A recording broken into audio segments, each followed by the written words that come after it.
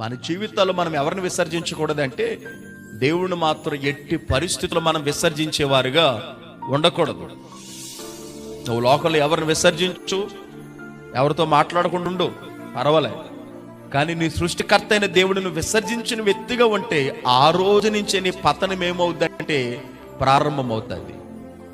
మనం దేవుణ్ణి ఎప్పుడు విసర్జించేవారుగా ఉండకూడదు. ఏమి ఉన్నా ఏమి లేకపోయినా ఆయన ఆశ్రయించిన బిడ్డలుగానే మనం ఉండాలి. 8 లక్షల పైబడి ఉన్న యెరోబోము ఇశ్రాయేలీలు బంగారు దోణ్ణి ఆశ్రయించారు.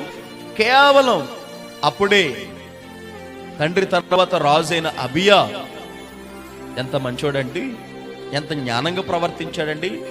తన తండ్రిలాగా ఆలోచించకుండా కేవలం 3 సంవత్సరాలు పరిపాలన చేసినా కూడా ఎంత మంచిగా ఆలోచించి దేవుణ్ణి ఆశ్రయించి ఇదిగో ఇశ్రాయేలీల మీద గొప్ప విజయాన్ని వాళ్ళు పొందుకున్నారు. ఈ విజయం ఎక్కడి నుంచి వచ్చింది? ఇశ్రాయేలీల మీద యోధావారికి దేవుడు విజయాన్ని ఇవ్వడానికి కారణం ఏంటి?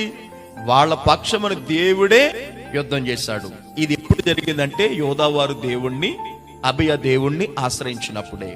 ఈ మార్చి నెలలో నీవు దేవుణ్ణి ఆశ్రయిస్తే నీ కంటి ముందు కనబడే సమస్య పెద్దదైనా లేకపోతే అది నీకన్నా బలమైనదైనా నువ్వు దేవుణ్ణి ఆశ్రయిస్తే నీ పక్షమున దేవుడు ఏం చేస్తాడు?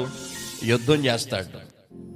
యుద్ధం చేయడం మాత్రమే కాదు, నీకు గొప్ప విజయాన్ని అయినా ఇస్తాడు. నువ్వు దేన్ని చూచి భయపడిపోతున్నావు అది నీ దగ్గర నుంచి పారిపోనట్లుగా దేవుడు చేస్తాడు.